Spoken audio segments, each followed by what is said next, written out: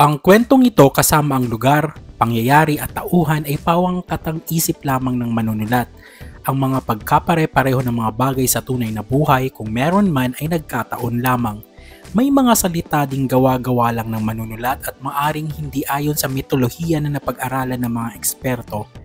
Hindi po pinapayagan ang pag-repost at pagbahagi ng kwentong ito sa ibang social media platforms na walang pahintulot ng manunulat. Salamat po. Hello po, si RVC po ito. Kung gusto niyo po suportahan ang channel ko, pwede po kayong magbigay ng kahit magkanong halaga po. Gamitin niyo lang po ang QR code na naka-flash sa screen niyo kung gusto lang po ninyong magbigay. Maligaya po ako na makapagbigay at mabahagi ng libre ang aking mga kwento kaya hindi po ito sa pilitan. I-acknowledge ko po kayo sa next stories ko. Maraming salamat po! Bago po tayo magsimula, nais ko pong i-shout out ang mga subscribers na to. Marami pong salamat sa pag-comment at pag-react sa una kong kwento at marami pong salamat sa inyong pagsuporta. Sana po hindi kayo magsawang magsuporta sa aking channel. Sa mundong ibabaw ay may mga bagay at pangyayari na hindi kailanman naiintindihan ng mga pangkaraniwang tao at kahit pa ang mga taong nananaliksik gamit ang siyensya. Ngunit mayroong mga piling tao na may natatanging kakayahan para maintindihan ang mga bagay na iyon. Mga taong may kakayahang lumaban at makaapekto sa mundong ginagalawan ng mga engkanto. Ang tawag sa kanila ay mga engkantonero. Sila ay dalubhasa lamang sa paglaban ng mga iba't ibang klase ng engkanto. Pinapagaling din nila ang mga tao na binibigyan ng sakit ng mga ito. Ang pagkakaiba nila sa mga albularyo ay hindi sila nanggagamot ng sakit na gawa ng tao katulad ng kulam at iba pa. Hindi din lumalaban ang mga ito sa mga taong may kakayahang mangkulam. Sa madaling sabi ay ang mga albularyo ay pwedeng maging engkantonero pero ang engkantonero ay hindi mga albularyo. Pero sa mga ibang lugar ay iisa lang ang tawag sa kanila. May isang liblib na bayan na ang tawag ay Madalakit. Masyado itong malayo sa kabihasnan at syudad. Ang bayan na ito ay puno ng kababalaghan. Masyadong malakas ang presensya ng espiritual na enerhiya sa Madalakit kaya ang portal sa ibang mundo ay laging bukas. Malaki din ang gubat ng bayan na ito. May mga taga-syudad nang nakapunta na doon at nananaliksik sa mga gubat ngunit hindi nagtagumpay at nakabalik. May mga tao din na nagkakasakit sa di malamang dahilan at hindi magamot ng mga doktor kung ito ay dadalhin sa mga hospital sa malayong bayan. Sa bayan ng Madalakit, may isang pamilya na tumutulong sa mga taong bayan. Sila ang pamilya ni Mang Eduardo, isang engkantonero na nasa 50 taong gulang na. Ang may bahay niya ay si Aling Minda, 50 taong gulang din, na isang simpleng may bahay at walang kakayahan na katulad ng kay Mang Eduardo. May anak naman sila na si Makoy, isang 20 taong gulang na binata at namanan nito ang galing ng kanyang ama. Iniinsayo siya palagi ni Mang Eduardo kasi ito daw ang papalit sa kanya na tutulong sa kanilang mga kababayan. Si Mang Eduardo ay may aklat at listahan ng lahat ng engkanto at kung paano sila kakaibiganin, kakalabanin at ano-ano pang mga salitang gagamitin laban kung nagkataon. Ayon sa aklat na ito, ang mga engkanto ay mga lamang lupa at lamang tubig na makapangyarihan. Ang tawag sa mundo ng mga ito ay dapit. Ang dapit ay maraming mga kaharian. Kasama na dito ang kaharian ng mga sirena, tikbalang, kapre, nuno, duwende, mga babaeng may pakpak ng paru-paro na ang tawag ay diwata, mga elfo, mga orko, at iba pang mga lamang lupa at tubig na alam natin. Nakapunta na si Mang Eduardo sa dapit kasi may mga naging kaibigan din ito doon. Sa klase din ng trabaho nito, mas marami din siyang naging kaaway. Kaya nga may pinapasuot si Mang Eduardo sa pamilya niya na isang kwintas na may buto ng isang hayop na galing pa sa dapit. Nilapatan nito ng orasyon ni Mang Eduardo para sa proteksyon. Ayon kay Mang Eduardo, may 2 kaharian na pinakamakapangyarihan sa lahat at ito ang mga kaharian ng elfo at orko. Ang mga elfo ay matatangkad at mahaba ang buhok, mapalalaki man o babae. Mapuputi ang mga ito at malilinis tingnan. Magaganda at matitikas ang mga elfo. Ang tenga nito ay matulis ang dulo at bahagyang mahaba kaysa sa mga tao. Sa titig lang nila at gamit ng isip ay madami na silang nagagawa. Sila ay nagpaparusa lamang sa mga tao kung may ginagawa itong masamang bagay na apektado sila. Ayaw na ayaw nilang nilalapastangan ang gubat ng madalakit. Nandito kasi ang pinakamalaking portal na nag-uugnay sa dapit at mundo ng mga tao. Ang mga orko naman ay katulad lang ng mga elfo kung ilalarawan mo ito maliban sa kanilang mga tenga. Katulad ito ng mga tao. Katunayan ay iisa lang ang ninuno ng mga elfo at orko, ngunit ayon sa mahabang kasaysayan ng dapit, sila ay may maraming bagay na hindi na pagkakaintindihan. Kabaliktaran ang mga orko sa elfo, sila ay nagpaparusa sa mga tao kung gusto lang nila at kahit walang ibang dahilan. Ayaw na ayaw nila sa mga tao. Laging pinapaliwanag ni Mang Eduardo kay McCoy na dapat iwasan ang elfo at orko kung kinakailangan, maliban na lang kung kailangan talaga silang sagupain. Nasabi din nito na may isang pagkakataon na nakalaban na niya ang isang elfo, masyadong napuruhan si Mang Eduardo noon at buti na lang ay binuhay pa siya nito. Binigyan ng isang pagkakataon pero kalaunan ay naging kaibigan ito ni Mang Eduardo. Hindi pa din ito nakalaban ng isang orko ngunit handa naman ito kung mangyayari. Pero dapat daw na asahan mong mapupuruhan ka, karaniwan sa mga orko ay walang awa. Isang araw habang nag-e-ensayo ang mag-amang Eduardo at McCoy ay may nagmamadaling pumunta sa bahay nila at tinawag ang pangalan ni Mang Eduardo. "Mang Eduardo, kailangan po namin ang tulong nyo," sabi ng isang batang lalaki na humihingal. "Bakit? Anong nangyari?" tanong ni Mang Eduardo. "Yung kuya ko po ay masyadong mataas ang lagnat tapos may tumutubong parang kahoy sa kanyang dalawang kamay," sabi naman ng bata. Tumango naman si Mang Eduardo at tumingin kay McCoy. "Anak, samahan mo ko," sabi naman ni Mang Eduardo kay McCoy. "Opo tay," sabi naman ni McCoy. Si Aling Minda naman ay nagsabing mag-ingat sila. Sumama naman ang mag-ama sa batang lalaki. Nang makarating sila sa bahay ng bata ay naabutan nilang umiiyak ang mga magulang nito. Ang kuya naman nito ay umuungol na parang nasasaktan. Hinawakan ni Mang Eduardo ang noo ng may sakit. Alam na agad ni Mang Eduardo anong engkanto ang gumawa nito. "Isang diwata ang gumawa nito," sabi ni Mang Eduardo. "Ano po ang gagawin namin para huminto ito, Mang Eduardo?" tanong ng nanay ng may sakit na kanina pa umiiyak. "Swerte pa rin kayo, madaling pakiusapan ang mga diwata," sabi ni Mang Eduardo. Tumingin naman ito kay McCoy. "McCoy anak, kaya mo ba?" tanong ni Mang Eduardo kay McCoy na nakangisi. "Opo tay, kaya ko po," sabi naman ni McCoy na lumapit at hinawakan ang kamay ng may sakit na kasalukuyang may tumutubong maliit na kahoy doon. "Ventus sigaw ode voce meam, Ventus sigaw ode voce meam, Ventus sigaw ode voce meam," banggit ni McCoy sa inkantasyon habang hawak ang kamay ng may sakit. Pagkatapos nito ay biglang napunta sa isang dimensyon si McCoy at may biglang nagsalitang magandang babae na may pakpak na katulad ng isang paro-paro. "Ikaw na ba ang papalit kay Eduardo?" nakangising tanong ng diwata kay McCoy. "Hindi pa po, malakas pa po si tatay, ako'y tumutulong lang sa kanya," sagot naman ni McCoy. "Ang batang tinutulungan mo ngayon ay masyadong lapastangan.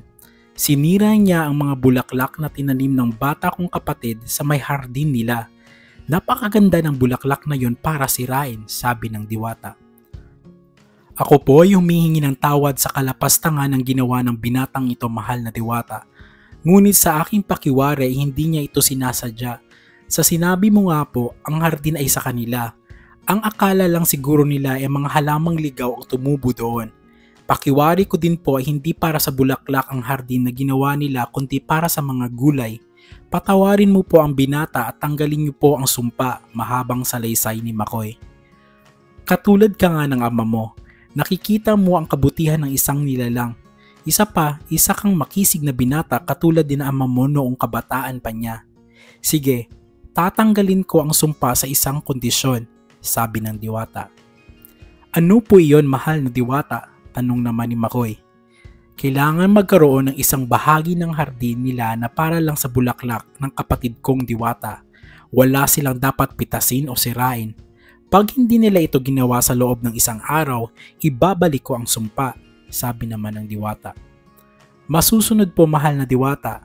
Salamat po sa inyong kabutihan," sabi naman ni McCoy. Ngumiti na lang ang diwata at biglang lumiwanag. Si McCoy naman ay napadilat ang mga mata at ngayon ay nasa bahay na siya nang may sakit at hawak pa rin ang kamay nito. Nawala na yung maliliit na kahoy na tumubo sa kamay nito at nawala na din yung lagnat ng binata. Magaling anak, sabi ni Mang Eduardo kay McCoy na tinapik ang balikat. Ngumiti lang si McCoy sa tatay niya, pagkatapos ay sinabi ang kondisyon ng diwata sa pamilya. Sinunod naman nito ang bili ni McCoy. Kinabukasan ay bumisita ang matalik na kaibigan ni McCoy na si Rick Dan. Magkaedad lang sila ni McCoy at isa lang itong ordinaryong tao, wala siyang kakayahan na katulad ng kanyang kaibigan. Hanep McCoy, kalat na sa buong bayan ang ginawa mo, ikaw na talaga ang susunod kay Mang Eduardo, sabi naman ni Rick Dan. Marami pang kakainin na bigas para maging katulad ni Tatay Rick Dan.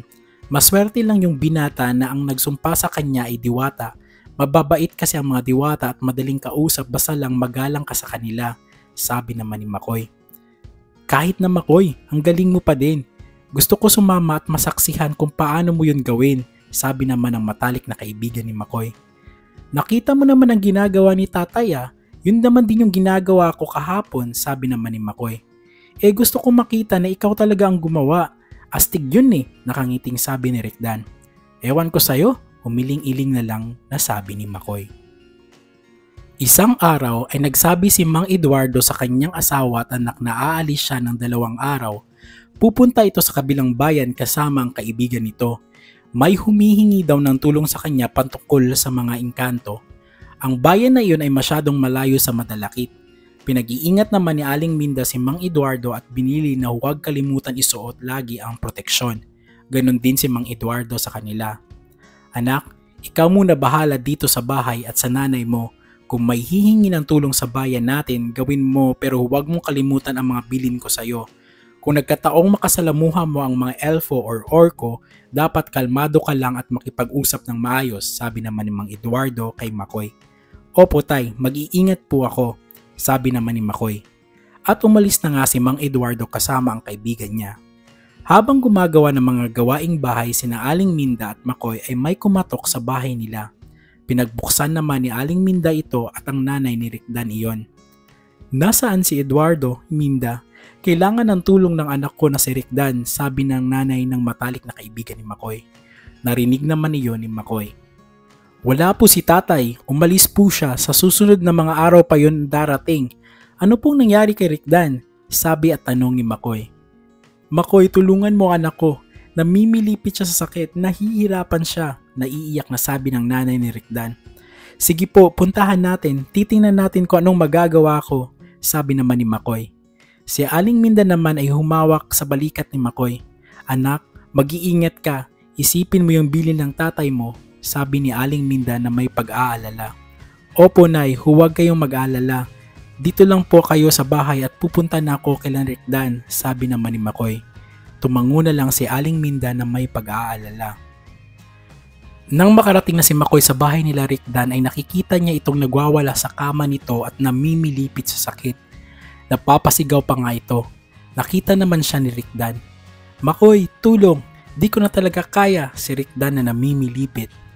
Rick Dan, labanan mo ha, hindi kita pababayaan, sabi ni McCoy na may pag-aalala sa kaibigan. Nang hawakan ni McCoy si Rick Dan, may naramdaman siyang kapangyarihan na bumabalot sa kanyang kaibigan. Alam niya na hindi ito ordinaryong sakit kundi gawa ito ng isang engkanto. Kung ano man ito ay hindi niya pa alam. Hindi pa siya katulad ng tatay niya na isang hawak pa lang ay alam na kung sino ang magiging kausap nito. Kinakabahan man ay hinawakan ni McCoy ang kamay ni Rick Dan. Revelari Silva Sacra, Revelari Silva Sacra, Revelari Silva Sacra, sambit na inkantasyon ni McCoy. Nahinto naman ang pamimilipit ni Rick Dan. Nagulat naman si McCoy kasi ang inkantasyon na yon ay para malaman kung sino nagbibigay sakit sa kanyang kaibigan. Maya-maya ay biglang nanginig ang katawan ni McCoy. Lumipad dito at humampa sa pader ng silid ni Rick Dan. Halata ding nasaktan si McCoy sa nangyari. Tapos biglang may tumambad na matangkad na lalaki sa harap nito. Isa itong matimpunong maputing lalaki, matangos ang ilong at matulis ang tainga. Nakasuot ito ng puting mahabang kasuotan. Isa itong elfo. Biglang may naramdamang pagkatakot si McCoy kasi naalala niya ang bilin at kwento ng tatay niya. Napansin ni McCoy na wala siya sa ibang dimensyon at nasa bahay pa rin siya ni Rickdan. Yun ang pinagtataka niya. Tiningnan naman si McCoy ng elfo at biglang nakalipad ulit si McCoy na para bang nakatayo sa hangin. May naramdaman siyang sakit pero hindi yun masyado kasi parang may lumalaban sa sakit na iyon. Nagsigawan naman ang mga tao nang makitang lumipad si McCoy. Napagtanto din ni McCoy na hindi nakikita ng mga taong elfo sa harap niya. At sino kang lapastangan na nangingialam sa akin at dapat namimilipit ka na ngayon sa sakit, sabi ng elfo na naiinis ngunit napatingin sa kwentas na suot ni McCoy. Gusto ko lang makipag-usap ng maayos at gusto ko lang tulungan ang kaibigan ko na sinasaktan mo, sabi naman ni McCoy. Pinipilit maging magalang lalo na at elfo ang kanyang kaharap. Ngumiti naman ang elfo. Nararamdaman nito ang takot ni McCoy pero nararamdaman din nito na hindi basta-basta ang binatang tao sa harap nito. Ang elfo ay hindi dapat pinapakialaman. Yang kaibigan mo ay lapastangan o panira sa kapaligiran, sabi ng elfo. Ako na humihingi ng tawad sa nagawa niya kung ano man iyon, sabi ni McCoy na nakalipad pa rin at nahihirapan konting magsalita. Isa ka nga palang kantonero. At bakit naman ako susunod sa mababang uri ng nilalang na katulad mo? Tanong ng elfo kay McCoy na tumitig sa kanya ng masinsinan. Ako lamang ay humihiling kasi alam ko naman na mabubuting engkanto ang mga elfo, sabi naman ni McCoy. Nang marinig ng mga taong salitang elfo ay makikita talaga ang takot ng mga ito lalo na ang nanay ni Rickdan na kasalukuyang niyayakap ang anak na wala ng malay. Tumawa ng malakas ang elfo at pinabana si McCoy. Hindi pa din ito tumigil sa pagtawa. Si McCoy naman ay nanghihina, nakaluhod lang at nakayuko ng humihingal. Nang tumigil na sa pagtawa ang elfo ay lumapit ito kay McCoy. Umupo ito sa harap ni McCoy at hinawakan ang baba nito at unting pinataas. Nagkatitigan ang dalawa. Alam mo bang isang kumpas lang ng kamay ko ay pwede ko nang kitlin ang buhay mo? Ngunit hindi ko gagawin iyon. Masyadong sayang ang pagmumukhang ito kung mawawala lang sa mundo, sabi ng elfo na hawak ang baba ni McCoy at tinitingnan ang pagmumukha nito. Hindi naman nagsalita si McCoy kasi hinihingal pa ito. Pagbibigyan kita ngayon McCoy, pero nakakasigurado ako na hindi ito ang huling pagkikita natin, sabi ng elfo at bigla na itong nawala. Si McCoy naman ay biglang natumba at nawala ng malay. Nagising na lang si McCoy sa sarili niyang silid at nakita ang nanay niyang si Aling Minda na nag-aalala sa kanya. Anak, ayos ka lang ba? Anong masakit sa'yo? Tanong naman ito. Opo nay, maayos lang ako. Huwag na po kayong mag-alala. Sabi naman ni McCoy na biglang sumakit ang tagiliran niya nang gumalaw ito. Huwag ka munang gumalaw anak. Diyan ka lang ha, ipagluluto kita ng lugaw, sabi naman ni Aling Minda. Tumango naman si McCoy at umalis na papuntang kusina si Aling Minda. Nang makaalis na ang nanay ni McCoy ay biglang tumambad sa harap niya ang elfo na nakausap niya kanina. Nagulat naman si McCoy at biglang natakot. Napagalaw nga siya ngunit napaigting din sa sakit ng tagiliran niya. Wala akong gagawin sa iyo McCoy, natatawang sabi ng elfo na tumitig lang sa kanya. Lumapit naman ito kay McCoy at inayos siya ng higa. Nagulat naman si McCoy sa ginawa nito. Bakit ka nandito at ano ang ginagawa mo rito? Tanong ni McCoy. Sabihin na lang natin na gusto kong bumawi kasi nasaktan kita, sabi ng elfo. Hindi mo kailangang gawin niyon elfo at pasensya na din sa ginawa ng kaibigan ko, sabi naman ni McCoy. Ngumiti naman ang elfo. Lacanir, McCoy. Lacanir ang aking ngalan, sabi ng elfo. Nagulat naman si McCoy. Ang pangalang Lacanir ay nabanggit na ng tatay ni McCoy. Ito ang pangalan ng isa sa mga prinsipe ng kaharian ng elfo. Sa isip-isip niya ay ibig sabihin nito ay nakalaban niya ang prinsipe ng mga elfo. Isa kang prinsipe, sabi ni McCoy. Tumawa naman si Lacanir. Kilala ko ang ama mo McCoy. Magkaibigan sila ng ama kong hari, sabi naman ni Lacanir.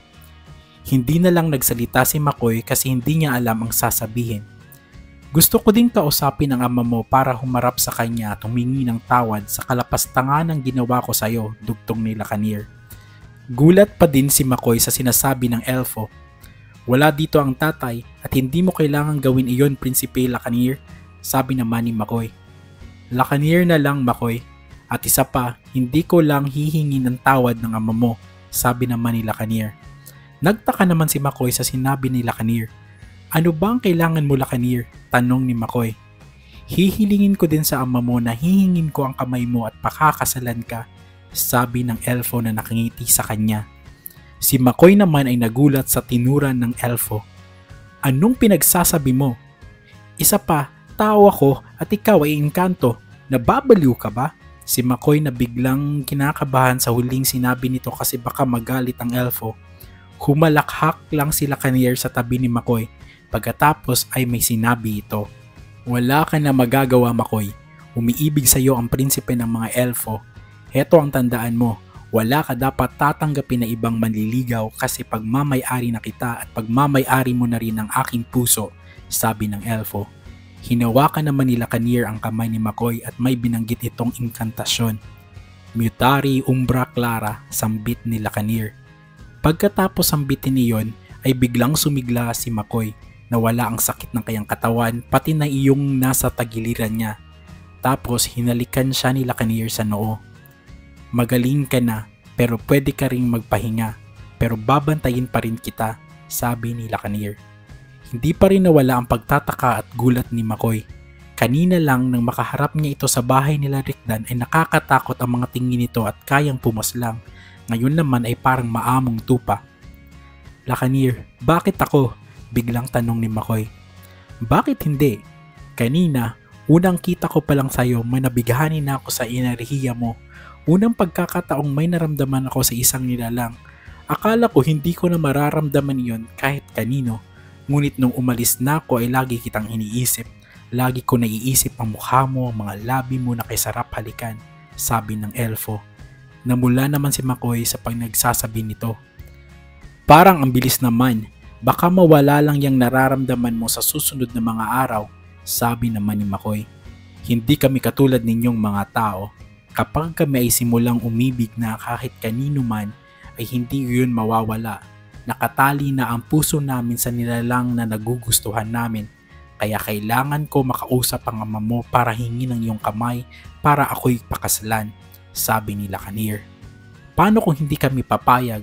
Tanong ni McCoy na kinakabahan. Tumingin naman ang elfo sa mga mata nito. Wala akong pakialam. Susuyuin kita araw-araw hanggang mahulog ka sa akin. Hindi kailangan ng pagsuyo sa aming mga engkanto pero kung yun ang kailangan para makuha ko rin ang puso mo, gagawin ko, sabi ni Lacanir na mataman pa rin nakatitig sa mga mata ni McCoy. Hindi na nakapagsalita si McCoy sa sinabi ni Lacanir. Kinuha na lang nito ang isang kamay ni McCoy at hinalikan ito ng 3 beses. Puprotektahan din kita sa abot ng aking makakaya, lalo na't isa kang engkantonero. Katulad ng iyong ama, magkakaroon ka ng mga kaibigang engkanto pero magkakaroon ka rin ng mga kaaway. Hindi ako papayag na may mangyayari sa iyo. Handa akong pumaslang para sa iyo, sabi ni Lacanir kay McCoy. Nagbuntong hininga na lang si McCoy sa mga narinig. May nararamdaman na konting kilig din ito. Sa mga nagdaang araw ay nagugulat na lang si Aling Minda na may biglang sumusulpot ng mga pulang rosa sa bahay nila. Minsan may mga prutas at masasarap na pagkain.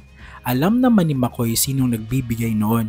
Bigla ding sumusulpot sa tabi ni McCoy si Lacanir at minsan kahit naliligo ito. Natatawa na lang ang elfo kahit pinapaalis siya ni McCoy. Dumating na yung araw ng pagdating ni Mang Eduardo sa bahay nila.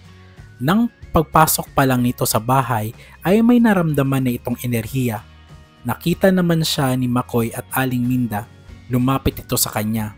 Humalik naman si Mang Eduardo sa kanyang may bahay at ginugulo-gulo ang buhok ni McCoy. Ngunit napapatitig ito kay McCoy. McCoy, alam ko na ang nangyari sa'yo. Magaling ka na ba? Tanong ni Mang Eduardo. Opo tay, tipid na sagot ni McCoy. Kinakabahan ito kasi alam niyang may nararamdaman ang tatay niya sa kanya at sa buong bahay. Nagulat nga ako Eduardo na ang bilis niyang gumaling, sabi naman ni Aling Minda. Hindi nakakagulat iyon Minda, seryosong sabi ni Mang Eduardo sa asawa. Revelari Silva Sacra, sigaw ni Mang Eduardo sa inkantasyon. Nagulat naman si McCoy at si Aling Minda. Hindi mo na kailangan gawin yan Eduardo, sabi ng elfo na biglang sumulpot sa likod nilang pamilya. Nagulat naman si Mang Eduardo at si McCoy. Si Aling Minday hindi niya nakikita at naririnig si Lacanir. At ano naman ang aming maipaglilingkod sa prinsipe ng mga elfo at ano ang kanyang kailangan para bisitahin ang payak naming tahanan? Seryosong tanong ni Mang Eduardo kay Lacanir. Bago sumagot si Lacanir ay tumingin ito kay Aling Minda. Bigla namang nagulat si Aling Minda nang makita niya si Lacanir at napatakip ito ng kanyang bibig gamit ang dalawang kamay nito sa pagkagulat. Napatingin naman si Eduardo sa kanyang may bahay. Paumanhin, Prinsipe Lacanir, hindi ko pinapayagang makakita ang aking may bahay ng anumang engkanto kasi hindi ito sanay, seryosong sabi ni Mang Eduardo. Si Makoy ay tahimik lang kasi alam na niya kung ano ang sadya talaga ni Lacanir.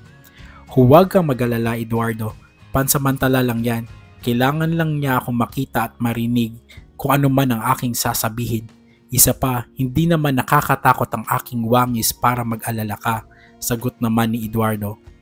Mahal na prinsipe, kinagagalak ko po kayong makita, si Aling Minda na nakabawi sa pagkagulat. Ano ang iyong sasabihin, prinsipe, at kailangan pang madinig ng aking may bahay?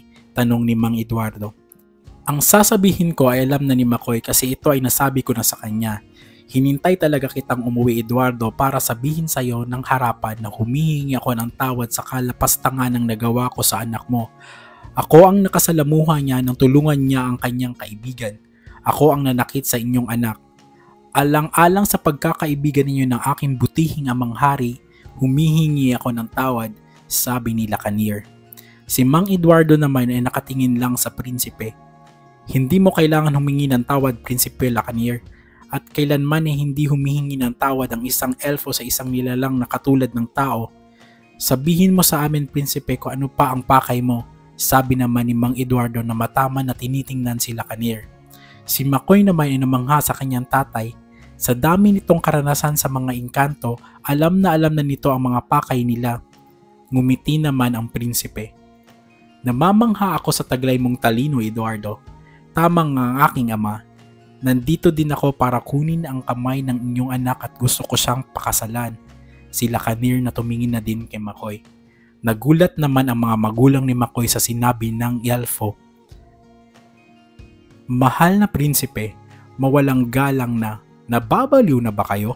Tanong ni Mang Eduardo na may inis na sa boses nito. Tumawa naman ng malakas si Lacanir. Mag-ama nga kayo. Totoo ang sinasabi ko sa iyo, Eduardo. Hindi naman ako nagmamadali. Handa pa rin akong suyuin araw-araw ang anak mo hanggang mapaibig ko siya. Wala akong hangad na makakapahamak sa kanya. Hindi ko din siya pipilitin. Gusto ko kusa siyang umiibig sa akin. Nakatulad ko ay kusa ding umiibig sa kanya. Sabi ni Lacanir na kinakausap si Mang Eduardo pero nakatitig pa rin kay Makoy. Hindi na umimik si Mang Eduardo. Hindi na din naghintay si Lacanir na magsalita ang isa sa kanila at ito ay nagpaalam na at naglaho na parang hangin. Tumingin naman si Mang Eduardo kay Makoy at nagtanong, kung anong magiging pasya mo anak ay nandito lang kami ng nanay mo. Tatanggapin ko kung ano man ang iyon. Basta ayaw kitang masaktan at mapahamak. Wala akong pakialam kung elfo or kumanyan, sabi ni Mang Eduardo sa anak nito. Salamat po tay, huwag po kayong mag-alala sa akin, sabi ni Makoy na may matamis na ngiti. Umiibig na ba ang anak ko sa isang elfo? Tanong ni Aling Minda sa anak na nakangiti din. Ngiti lang ang sagot ni Makoy sa nanay niya. Tanggap ko anak kung sino man ang iibigin mo. Mahirap umibig sa mga engkanto pero sa sinabi ko nga ay susuportahan kita kung ano man ang desisyon mo, sabi ni Mang Eduardo. Nagyakapan naman silang mag-anak. Araw-araw bumibisita si Lacanir. May pagkakataon din na kinakausap niya ang mga magulang nito. Pinapahintulutan naman ni Mang Eduardo na magpakita si Lacanir kay Aling Minda.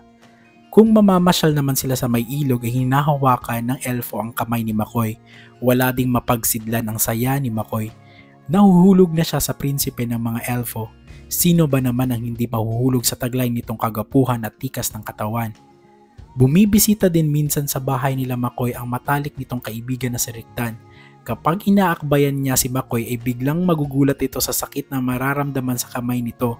Alam naman ni Makoy na si Lacanir ang may gawa nun at tinitignan niya ito. Patay mali siya naman si Lacanir at napangiti.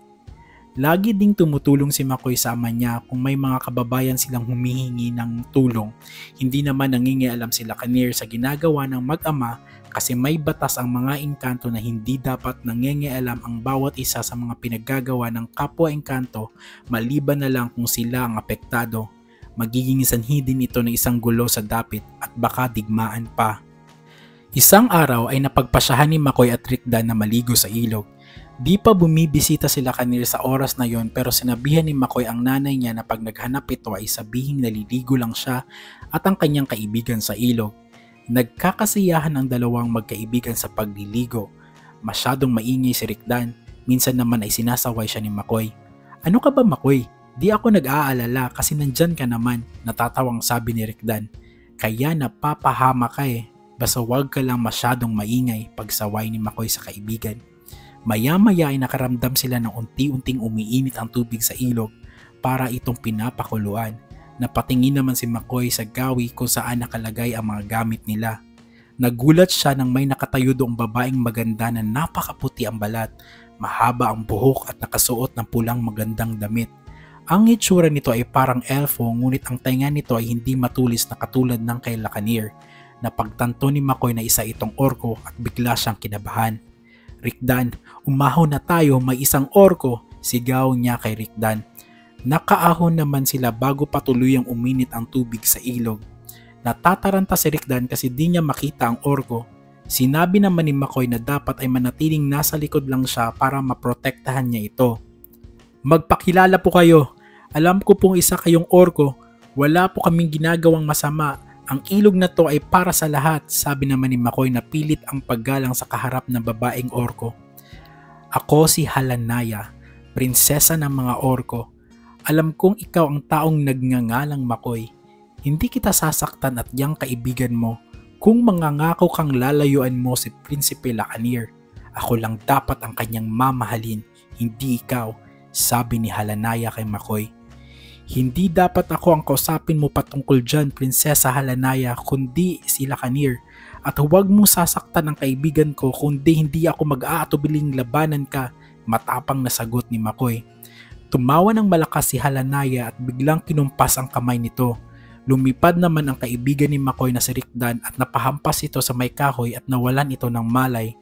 Sa sobrang galit ni McCoy hindi niya napigilan ang sarili. "Ignes diwa liab meum cordes, aqua alaala rivale verates teralaca consorge sabedes mees," sambit ni McCoy habang pinagdikit ang dalawang palad na parang nagdadasal tapos binuka ito papunta sa direksyon ni Halanaya. Napatalsik naman si Halanaya sa ginawa ni McCoy. "Malakas ka din pala para sa isang mababaw na nilalang," natatawang sabi ni Halanaya habang bumabangon. Tumitig naman ito kay McCoy at ito ay hindi makakilos na parang pinipiga ang kanyang katawan. "Walang-wala ka patin sa lakas ko tao. Pwede kitang kitlan ng buhay sa mismong oras na to," galit na sabi ni Halanaya. "Sanare ginhawa, corpo pugare, pax kalinaw descende porgare," sambit ulit ni McCoy at bigla itong nakakilos. Tapos tinapat niya ang kanyang kanang kamay na nakabuka ang palad sa direksyon ni Halanaya. "Malum sumpa, aligare inimnikom, fatum tadhana movere corso vitae," sambit ni McCoy. At biglang nagpaikot-ikot si Halanaya sa ere tapos nahulog at nahampas ang katawan sa batuhan ng ilog. Kinukumpas-kumpas ni McCoy ang kanyang kamay at nagsalita ulit ng inkantasyon. "Movere ventos antiqua, metare umbra clara, cantare aqua silencia," sabi ni McCoy. Pagkatapos ang tubig ay nagpaikot-ikot sa katawan ni Halanaya. Inulit-ulit ni McCoy ang inkantasyon na iyon. Nasa loob na ng tubig si Halanaya na nagpaikot-ikot na din dahil sa sinasambit na paulit-ulit ni McCoy na inkantasyon. "Kalapastanganan ang ginawa mo tao. Hindi ako makakapayag sa pinaggagawa mo," galit na tura ni Halanaya. Biglang umilaw ng puti ang mga mata ni Halanaya at ang buong katawan naman nito ay napapalibutan ng liwanag. Ito ay parang enerhiya niya. Nabasag naman ang tubig na umiikot sa kanya at nakalabas si Halanaya doon. Papalapit ito kay McCoy. Kinumpas ni Halanaya ang kanang kamay nito at biglang napahampas si McCoy sa batuhan. Kinumpas ulit nito ang kamay nito at napalipad naman si Makoy sa kabilang direksyon at naihampas ang katawan sa lupa. Si Halanaya ay binabalot pa rin ng ilaw at ang mga mata nito ay umiilaw ng napakalakas. Pagod na si Makoy. Parang wala na siyang lakas kalabanin ng orko. Masyado itong malakas. Papunta na ito sa kanya na parang hangin kung maglakad. Hiluminare lux natura, sambit naman ni Makoy at umilaw yung kwintas na suot niya para sa proteksyon. Akala mo ba mapoprotektahan ka ng kwintas na yan, Makoy? Hindi mo ba alam gaano kalakas ang isang orko? Natatawang sabi ni Halanaya.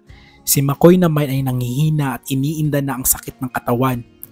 Magkukumpas pa sana si Halanaya nang bigla itong lumipad at napahampas sa bato.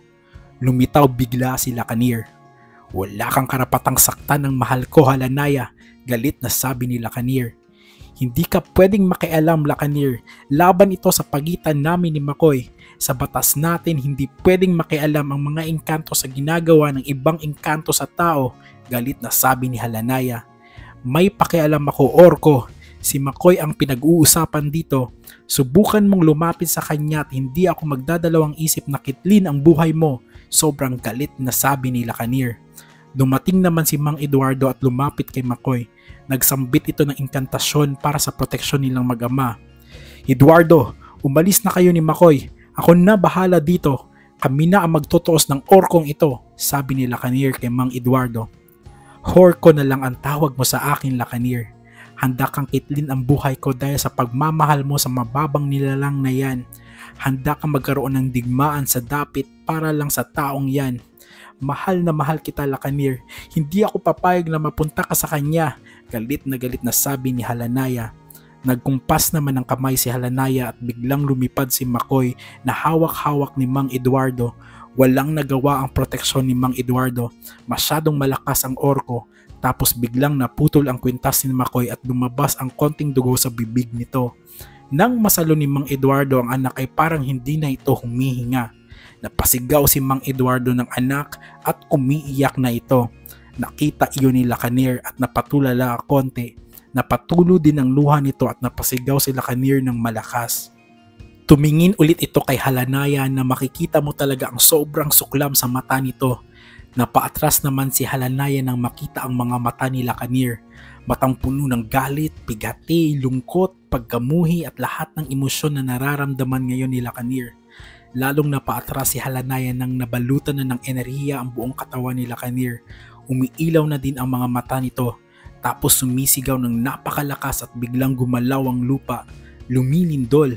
Pagkatapos lumakas masyado ang ihip ng hangin na parang may pinakamalakas na bagyo na tumama sa lugar nila. Nakaramdam ng takot si Halanaya. Ngayon lang ito nakakita ng isang elfo na sobrang lakas. Lumapit si Lacanir kay Halanaya at hinawakan ang leeg nito at itinaas. Hindi makagalaw si Halanaya kasi nasasakal ito. Ang enerhiya ni Lacanir ngayon ang bumabalot sa katawan ni Halanaya habang hawak niya ito sa leeg. Handang patayin ni Lacanir si Halanaya. Sobrang malakas pa rin yung hangin. Yung ibang puno ay nagtutumbahan na. Prinsipe Lacanir, huwag mong dungisan ang kamay mo. Magkakagulo lang sa dapit pag ginawa mo yan. Kailangan ka ng anak ko ngayon. Maawa ka. Kailangan ng tulong ng anak ko, iyak ni Mang Eduardo. Biglang kumalma si Lacanir at binitawan si Halanaya. Umalis ka na, Halanaya, bago pa magbago ang isip ko. Simula ngayon, wala na ang ating pagkakaibigan. Bumalik ka pa at saktan ang pinakamamahal ko. Babalikan kita at uubusin ko ang buong lahi mo, sabi ni Lacanir. Hindi naman sumagot si Halanaya pero umiiyak na. Halis, sabi! Sigaw ni Lacanir na galit na naman ang nagsisimulang umilaw ang mga mata. Bigla na lang naglaho si Halanaya. Pumunta naman agad si Lacanir sa pwesto ni Mang Eduardo at Makoy. Wala nang hininga ang anak ko, Prinsipe Lacanir, sabi ni Mang Eduardo habang iyak ng iyak habang yakap ang kanyang anak. Hindi maaari ito. Si Lacanir parang hindi matanggap ang nangyari. Hinawakan naman niya si Makoy. May nararamdaman pa akong buhay sa kanya, Eduardo. Kung pahihintulutan mo, dadalhin ko siya sa dapit, sa kaharian ng mga elfo. Matutulungan siya ng aking amang hari, dugtong naman ni Lacanir. Pumapayag ako, Prinsipe. Mabuhay lang anak ko, sabi ni Mang Eduardo. Unahin niyo po muna ang walang malay na kaibigan ni McCoy. Ako na po bahala sa kanya, Eduardo. Dadalhin ko siya para malunasan na ng aking ama, sabi ni Lacanir. Umalis ka na prinsipe hanggat may oras pa, sabi naman ni Mang Eduardo. Umalis na nga si Lacanir na buhat-buhat si McCoy na walang malay.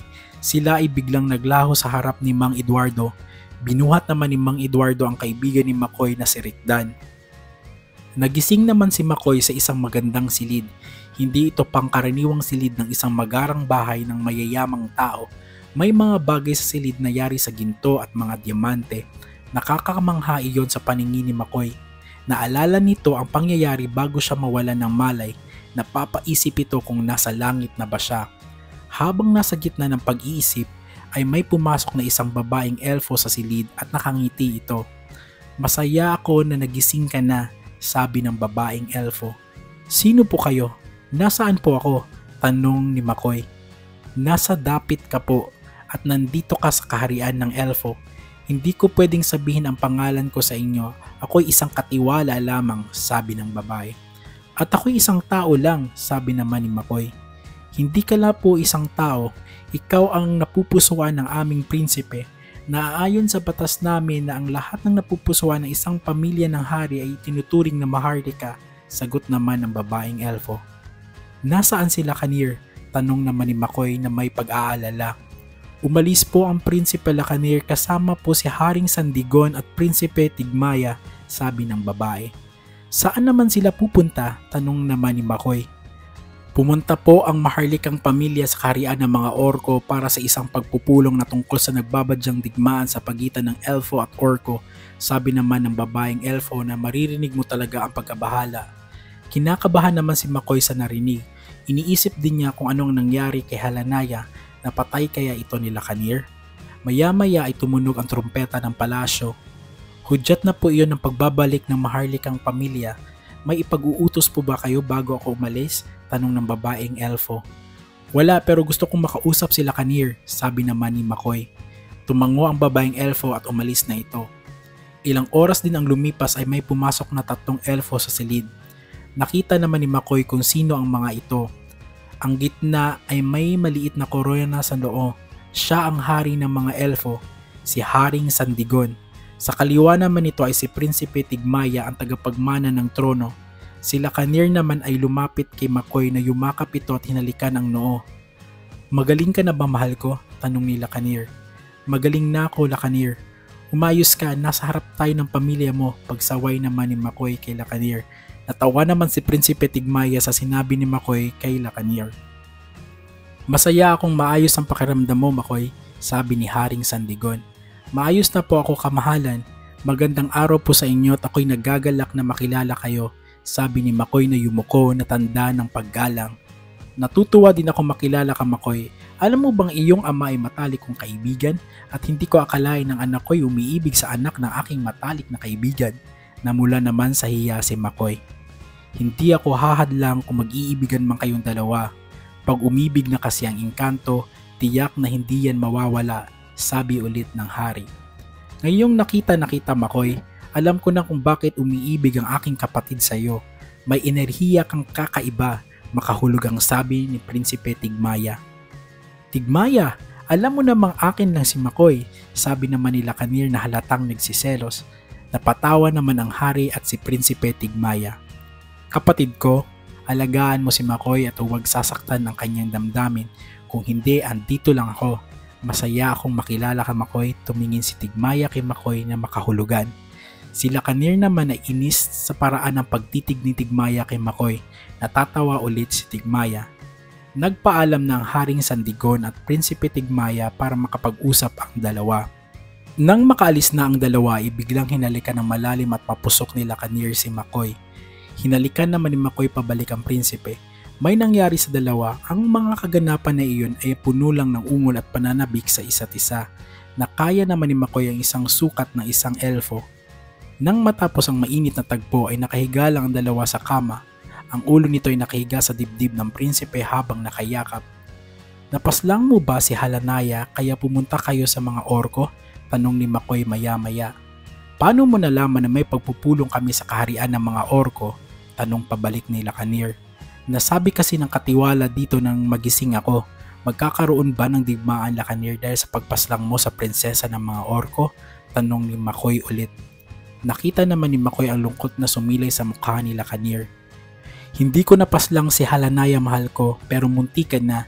Sa sobrang galit ko sa nangyari sa'yo, hindi ko napigilan ang kapangyarihan na nasa loob ko. Muntikan ko din masira ang paligid ng madalakit.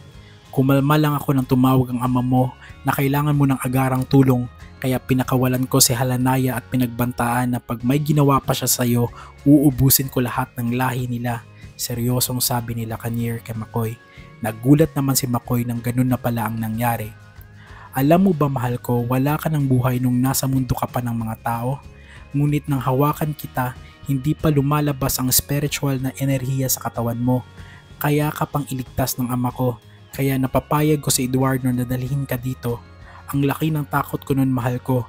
Sobrang galit at puot ang nararamdaman ko din. Baka hindi ko kayang mawala ka at hindi ko makontrol ang tinatago kong kapangyarihan, sabi ni Lacanir. Nandito na ako mahal ko. Walang nangyari sa akin. Salamat sa pagmamahal mo, sabi naman ni McCoy.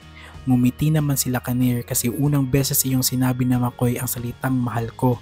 Hinalikan naman ni Lacanir si McCoy ulit. Ano naman ang nangyari sa pagpupulong? Tanong ni McCoy. Matagal na kasagot ang elfo. Mahal ko, hindi matutuloy ang digmaan kaso may kondisyon ang mga orko. Gusto nila ako ipatapon sa kahit saang dimensyon. Sa loob ng 5 araw ay sasabihin ng mga orko kung anong dimensyon ito. Malungkot na sabi ni Lacanir. Ibig sabihin magiging preso ka sa isang dimensyon? Tanong ni McCoy na naluluha. Tumango na lang si Lacanir. Hindi pwede, hindi ako papayag, sigaw ni McCoy. McCoy, makinig ka. Kailangan ko sumunod para mapanatili ang katahimikan sa dapit. Pag nagkaroon ng digmaan ng mga elfo at orko, hindi lang ang 2 uri ang apektado, pati na din yung mga iba pang uri ng mga engkanto. Maaapektuhan din ang mundo ng mga tao kasi magsisilika sa mga mahihinang engkanto sa mundo na ito. Kailangan natin magsakripisyo, sabi naman ni Lacanir. Hindi na umimik si McCoy, iyak na lang ito ng iyak habang yakap ni Lacanir. Mahal na mahal kita, patawad kung masasaktan kita ngayon, sabi ni Lacanir. Nanatili pa ng ilang araw si McCoy sa dapit. Ninanamnam ng dalawa ang pag-ibig nila sa isa't isa kahit ilang araw na lang ay ipapatapon na si Lacanir. Malungkot naman si McCoy ngunit siya ay nagpapakalakas ng loob kasi hindi lang naman siya ang maapektuhan kundi ang buong dapit na. Hindi mapaghiwalay ang dalawa, sinusulit bawat oras at araw na magkasama sila. Huling araw na ni Lacanir at ipapatapon na siya sa dimensyon na mapipili ng mga orko. Si McCoy naman ay kinausap na ng hari para makauwi na din ito sa mundo ng mga tao. Iyak ng iyak si McCoy habang yakap ni Lacanir. Sasama na lang ako sa iyo, iyak ni McCoy. Hindi maaari mahal ko. Kahit sa anong dimensyon pa mapipili ng mga orko, hindi ka mabubuhay doon. Isa kang mortal, sabi naman ni Lacanir. Walang tugon si McCoy, iyak pa rin to ng iyak. Ama kong hari, gusto akong maghahatid kay McCoy sa mundo ng mga tao sa huling pagkakataon, sabi naman ni Lacanir. Paumanhin anak, hindi ka papayagan ng konseho ng dapit na pumunta sa mundo ng mga tao, alam mo naman niyon, sabi ng hari. Ako na ang maghahatid sa kanya kapatid ko, huwag ka mag-alala, walang mananakit sa kanya, sabi naman ni Prinsipe Tigmaya. Bago pa maghiwalay si Lacanir at McCoy, sobrang hagulhol ang ginawa ni McCoy at rinig ito sa buong palasyo. Si Lacanir ay walang nagawa kundi makita ang mahal nito na naglaho kasama ang kanyang kapatid na prinsipe. Ilang araw ang lumipas sa hindi pa rin mawala ang sakit na nararamdaman ni McCoy. Umiiyak pa rito sa tuwing naalala niya ang mahal nito. Bakit mo pa kasi ako pinaibig? Tanong ni McCoy sa kawalan habang umiiyak. Maya-maya ay may kumatok sa silid niya at sinamang Eduardo iyon at Aling Minda. Pinapasok naman ni McCoy ang mga magulang niya. Pwede ka bang makausap anak? Tanong ni Aling Minda. Pwede naman po, si McCoy na pinahid ang mga luha niya. Napag-usapan namin ng nanay mo na aalis na tayo sa bayan na ito at manirahan sa syudad. Para na din ito sa ikabubuti ng pamilya natin at ikabubuti mo. Tatalikuran na natin ang pagiging engkantonero, sabi naman ni Mang Eduardo. Sige po, kayo po ang bahala. Kung ano pong makakabuti sa pamilya natin, si McCoy na umiiyak na. Yun nga ang ginawa nila. Lumipat na sila sa syudad. Nalungkot naman ang mga kababayan nila kasi wala niya silang matatakbuhan kung kailangan nila ng tulong. Sabi naman ni Mang Eduardo ay kailangan niyang piliin ang kanyang pamilya. Ayaw na nito mapahamak ang ni isa sa kanila. Gamit ang ipon ni Mang Eduardo sa pagiging engkantonero ay nakabili din ito ng lupa at bahay sa syudad. Nagkaroon din ng konting negosyo si Aling Minda. Si Makoy naman ay tinuloy ang pag-aaral. Senior high school lang ang natapos at ngayon ay nagkokolehiyo na sa syudad. Isang gabi at habang kumakain ng hapunan ang pamilya nila ay may humintong magarang sasakyan sa harap ng bahay. Lumabas doon ang isang gwapo at matangkad na lalaki na nakapolong puti at nakapants na maong at naka-leather shoes na brown ang kulay. May dala itong bulaklak at tsokolate. Kumatok naman ang lalaki. Binuksan naman ito ni Aling Minda. Sino po ang hinahanap nila? Umiti naman yung lalaki. Magandang gabi po. Nandyan po ba si Makoy? Tanong nito. Kaibigan ka ba niya? Nagtatakang tanong ni Aling Minda. Parang opo. Pero maniligaw po ako. Kung mararapatin niyo po na makapasok ako sa tahanan niyo, sabi naman ito. Pinapasok naman ni Aling Minda ang lalaki. Pinaupo niya ito sa sala at sinabing hintayin ang anak nito. Pumunta naman agad sa hapagkainan si Aling Minda. Anak, may bisita ka. Maniligaw daw sa'yo. Hindi mo sinasabi sa amin ha na may nanliligaw na pala sa'yo, sabi ni Aling Minda. Manliligaw? Wala po nay. Sige, puntahan ko po sa may sala, sabi naman ito. Tumayo si Makoy ngunit tumayo din si Mang Eduardo. Anak, sasamahan na kita. Iba pakiramdam ko sa bisita mo, sabi naman ni Mang Eduardo. Sumama na din sa sala si Aling Minda. Nang makita ng lalaki ang tatlo ay tumayo ito at nagbigay galang. Bumati dito ng magandang gabi. Sino po kayo? Ngayon lang kita nakita, sabi ng nanay ko manliligaw ka daw, tanong ni Makoy. Ngumiti lang ang lalaki. Si Mang Eduardo naman nakatitig lang. Hindi ka kilala ng anak ko. Kung may masama kang balak iho, hindi ka magtatagumpay, sabi naman ni Mang Eduardo. Wala akong masamang balak sa anak nyo. Katunayan po'y nandito ako. Sa sinabi ko na nga ay manliligaw ako, ngiting sabi ng lalaki. Hindi kita kilala. Isa pa hindi ako tumatanggap ng manliligaw. May mahal na akong iba, kung maaari umalis ka na, sabi naman ni Makoy. Lumaki naman ang ngiti ng lalaki na para bang natutuwa sa sinabi ni Makoy. Si Mang Eduardo na may hindi na nakapagpigil pa. Revelari Silva Sacra, sambit na inkantasyon ni Mang Eduardo. Tumawa naman ang lalaki ng kay lakas. Nagulat naman ang tatlo. Si Makoy ay pinapunta niya si Aling Minda sa likod nilang mag-ama. Kumumpas na din ang kamay si Makoy na nakatingin sa lalaki na para bang handa nang makipaglaban. Ulitin mo nga ang inkantasyon mo, Eduardo, sabi ng lalaki. Nainis man ay sinabi naman ulit iyon ni Mang Eduardo. Walang epekto iyon sa lalaki ngunit ito na ang kumumpas ng kamay niya at nagpakilala kung sino siya. Nagulat naman ang tatlo sa nakita. Kumusta ka, mahal ko? Pagbati ni Lacanir. Napatakip naman ang bibig si Makoy sa lalaking nasa harapan nito at bigla itong tumakbo papunta sa kanya at niyakap ito. Lacanir, sabi ni Makoy na umiiyak habang yakap si Prinsipe Lacanir. Huwag kang umiyak, mahal ko. Nandito ako, sabi naman ni Lacanir kay Makoy na malumanay. Napangiti na din sina Mang Eduardo at Aling Minda. Kumalas naman si Makoy sa pagkakayakap at nagtanong, bakit ka nandito? Di ba pinatapon ka na ng mga orko sa ibang dimensyon? Tanong naman ni Makoy. Oo, pinatapon nila ako. Pero dito sa mundo ng mga tao, alam mo ba kung sino ang nagdesisyon na sa mundong ito ako itapon? Walang iba kundi si Prinsesa Halanaya, sabi ni Lacanir. Kumunot naman ang noo ni Mang Eduardo sa narinig. Bago yung desisyon na iyon ay nakipag-usap sa akin si Halanaya. Humingi ito ng tawad at pinapaabot niya din ang paghingi ng tawad sa iyo, mahal ko. Sinadya niya dito ako itapon para magkita tayo at ipagpatuloy ang pagmamahalan natin, sabi naman ni Lacanir. Masaya ako, Lacanir, na nandito ka na, sabi naman ni Makoy. Yung katawang tao mo na pinakita sa amin kanina, yun ba yung ipapakita mo sa lahat? Tanong naman ni Mang Eduardo. Oo, Eduardo, katunayan, may negosyo ako ngayon at nabili ko ng isa sa pinakamalaking mall sa bansa, sabi naman ni Lacanir. Ano naman pangalan mo kung magkakatawang tao ka? Tanong ni Aling Minda. Ako si Mr. Lance Elfo, kaya mahal ko masanay ka ng tawagin akong Lance, nakangiting sabi ni Lacanir.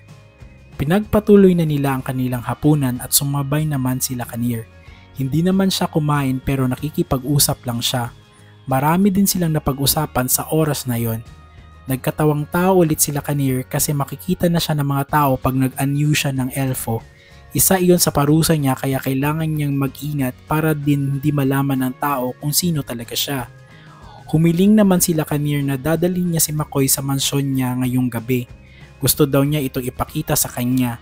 Pumayag naman ang mag-asawa. Nang makarating na sila sa mansyon ni Lacanir ay namangha naman si McCoy sa nakita nito, ang gara ng mansyon.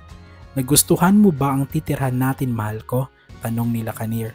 Sobra mahal ko, sagot naman ni McCoy. Binuhat naman ni Lacanir si McCoy sa silid na parang mag-asawa sila. Hinalikan si McCoy ng mapusok. Hindi na malaya na nakahubad na silang dalawa. Mapusok ang nangyari sa gabing iyon. Pusok na galing sa pagmamahal.